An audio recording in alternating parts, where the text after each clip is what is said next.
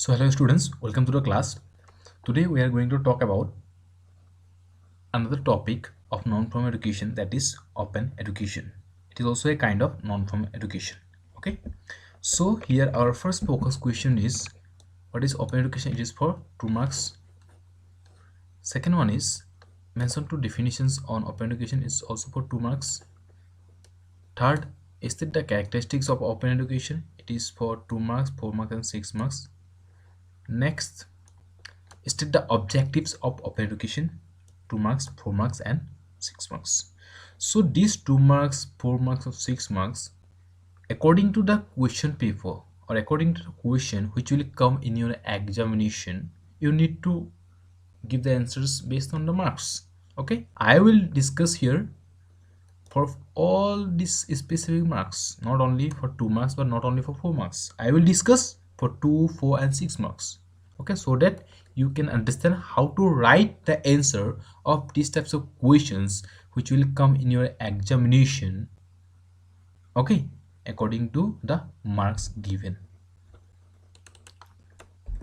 So first one is the meaning of open education. In the year 1977, Whitmer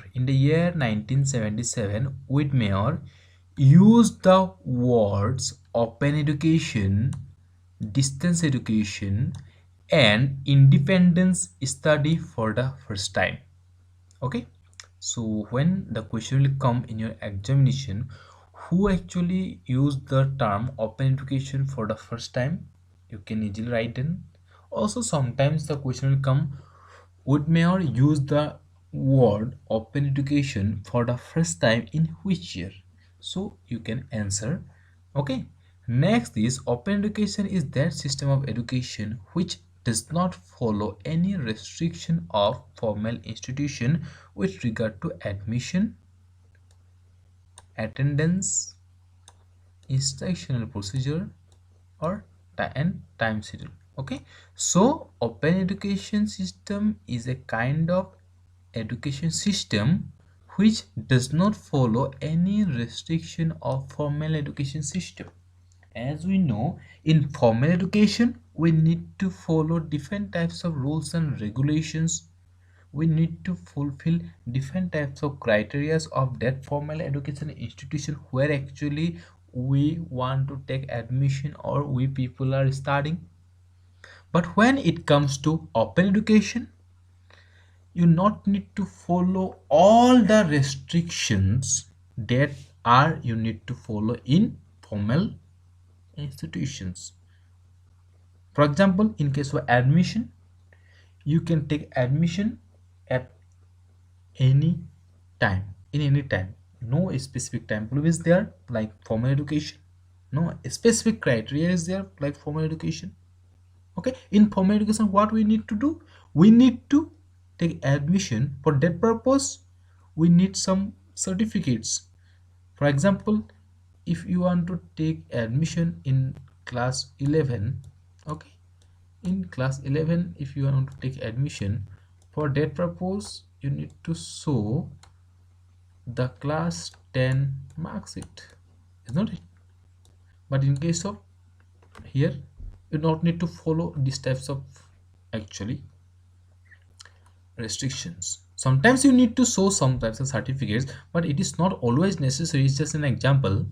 You not need to actually show everything, because in case of admission you not need to actually follow all the rules and regulations available in formal education. In case of attendance, as we know, in case of formal classrooms we need to follow actually uh, some specific attendance percentage. For example, sometimes in case of some institution it is 75%, isn't it? In case of some institution it is 80%. Okay, so according to the institution's norms of attendance, you need to attend the classes. For example, if your percentage is lower than this 80% or than the actual norm given by the institution regarding attendance, that means here you need to pay some amount of money as fine. Okay, here you need to pay some amount of money as fine. Okay. Okay, next, instructional procedures. So in case of open education, you not need to follow all the restrictions or all the instructional procedures that are available in formal education institutions. Okay, for example, here in case of formal education system, you people or the students need to follow the instructions given by the principals, teachers, other academic staffs regarding their course, regarding their uniforms, regarding their assignments, regarding their classes, regarding their actually break timings, regarding their examinations. But when it comes to open education, you not need to follow all the instructional procedures which actually we are following at present in the formal education institutions. Okay, so next is time schedule. So in case of formal education system, there are some specific timetables actually for class timetable, time schedule. For taking enrollment, there is some specific timing. For doing classes, there is some specific timing. Examination, some specific timing. But when it comes to open education, there is not any specific timing for doing all these types of actually examination or admission. It is according to the learner. Okay, next, it is a flexible system of education which is open to all age groups of people. Means it is a kind of education system where every people can take admission. Okay, no actually rigid mode of admission regarding age. Open education provides opportunities to the learners to learn according to their convenience and own pace. So here in this open education system, students can learn according to their own choice, according to their own pace, according to their own interest, according to their own will. Okay, next is what to learn, where to learn, and how to learn. It is all up to the learner. It is determined by the learner, not by any authority like formal education institutions. Here, what to learn, how to learn, and where to learn, it is up to you people. You students need to determine that where I can learn. For example, what subject I will choose, it is up to me. What subject, where I will learn, it is up to me. By sitting at home, by staying in my office, by moving at the somewhere, it is up to me. Next, how to learn, how can I will learn, it is up to me, because different types of online procedures are available. So MOOC, some classes are there. For example, MOOC, MOOC, massive online open courses. So these types of classes provides a platform for the learner so that they can learn open education.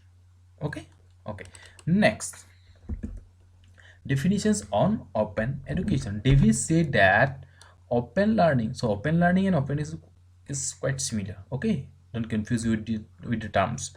Open learning system is one in which the restriction placed on students are under constant review and removed. So the restrictions that available in formal education are reviewed by some specific persons, and wherever possible they removed the restrictions to make the open education system easier for the learners. Okay, it incorporates the widest range of teaching strategies, in particular those using independent and individual learning. So it incorporates the wider range of teaching strategies. So open education makes the education system in a widest range so that the students can learn independently, because here relationship between the teacher and student is not there. Okay, here if the relation is not there between the teacher and the students, that means what? It is individualized learning system. But if you will choose what to learn, how to learn, and where to learn, that means it is independent. So it is wide range of teaching strategies. Okay, so here wide range of teaching strategies means you can learn from your own way. Okay, so if you people will learn according to your own way, that means you need to search somewhere, isn't it? Because the teacher will not dare to guide you people. Other person will not dare to show the actually different types of way. So here it is up to you. So if these types of education is up to you people, that means what? You need to follow according to your own way, is not it? So here some types of teaching strategies there.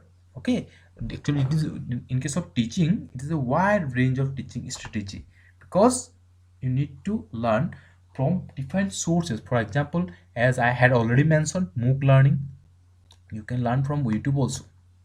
Okay, the subjects, the topics that are available, you can learn from YouTube also, because different types of social medias are there, different types of medias are there, different types of mass medias are there. You can learn from that sources. Okay, but you need to actually uh, take admission somewhere to learn open education. Okay, in general it is open education. In our next class we will proceed with why, what types of different types of open education, for example open schools or open universities. Okay, next, Rogers Lewis defines open learning by the following points. First one is, it is learner centered rather than institution centered. As I had already mentioned, that the open education is according to your students' perspective. They can learn according to their own pace. It is learner centered. Okay, means what? Learner is the main portion here, the centered portions. Okay, next, it implies the use of wide range of teaching learning strategies, as said by Davis earlier. It is about removing restriction to learning, particularly those restrictions inherent in conventional educational training provision. So the restrictions that are available in formal education institution or conventional learning, conventional education system, are removed by the open education system, so that the students can learn easily without facing any restriction, any actually problem. Okay, means open education makes the education system easier for the learners, where they not need to actually follow any kind of restrictions. Okay, next, the characteristics of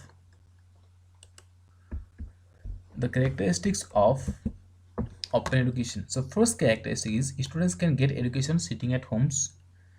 Second is, it is open to all people at all levels, any people in any class.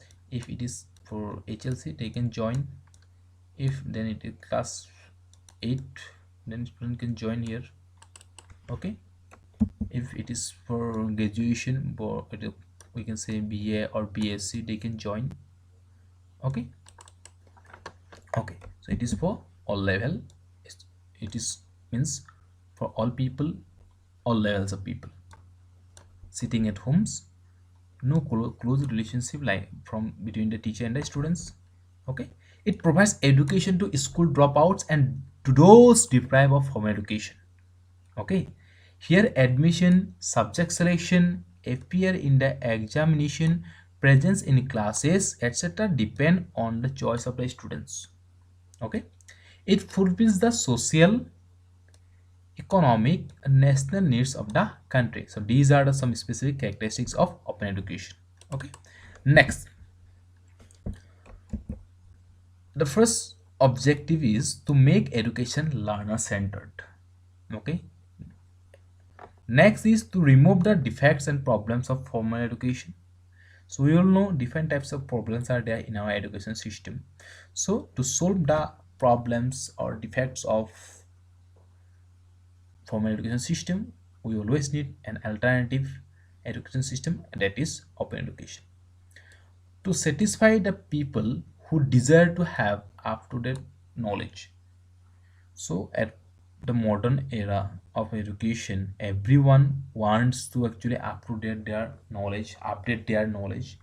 So if they want to update it, for that purpose, they always need to join somewhere, na? Therefore open education is there, is not it? Okay, understood. Next, to provide need-based academic programs related to professional and vocational orientation. So in open education, some professional and vocational orientations are very, very important, because inside the programs, inside the courses under open education, if vocational and professional orientations are available, that means what, the students can easily choose the subjects for their career, that which subject is helpful for which profession, what types of courses are important for which vocation, they will understand that. For example, if someone want to be a actually beautician, for example, or fashion designer, for a fashion designer, what types of courses are important, who will then provide that types of actually courses. So open education give focus on that. Okay, next, to fulfill the educational requirements of those who fail to join in full-time courses due to various reasons. Okay, so open education aims to fulfill the needs of those kinds of people who actually unable to complete or unable to join educational institutions because of many reasons. They can join these types of courses because of economical crisis, financial condition, social regions, domestic violences or domestic regions, communication problems, or any regions. When some people unable to join their education institutions, they can join these types of courses. Actually, open education aims to providing education to those kind of people. Okay, next, open education aims to contribute to increase participation in education by people all ages of and of all classes. Okay, so open education aims to increase the participation of the people of all classes in education so that the literacy rate of the country will increase. Okay, next, our last one is to contribute to the development of quality lifelong learning. Okay, so we all know that always we want a qualitative learning. If we want quality in learning, and we all know that education is a lifelong and continuous process, so in our whole life from birth to till that we can learn different types of topics, different types of contents, different, we can up to date our knowledge. Okay, so open education helps to contribute for the development of quality lifelong learning. Okay, so you can learn your whole life. So if what you will learn in your whole life, that must be qualitative, is not it? So if you want quality education for that person, actually for that purpose, open education fulfill that purposes. Okay, okay, thank you.